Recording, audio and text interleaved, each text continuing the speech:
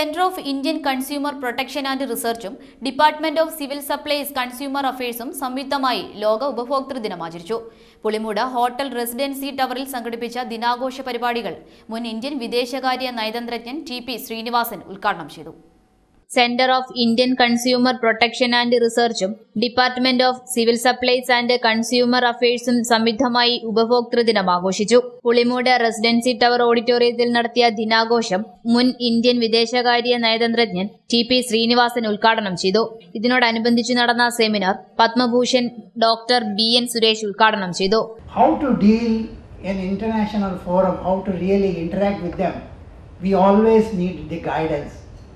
An eminent diplomat and ambassador at Australia at that time, I think almost 3 years, he was a great source of strength for us. ചടങ്ങിൽ M A. Wahab, Anand Kumar, Mohandas K Vilangara, doctor K N. Nayanar, V K. Chandrasekharan Pillai തുടങ്ങിയ പ്രമുഖർ പങ്കെടുത്തു. ചടങ്ങിൽ എം.ആർ. Kurup endowment അവാർഡും വിതരണം ചെയ്തു.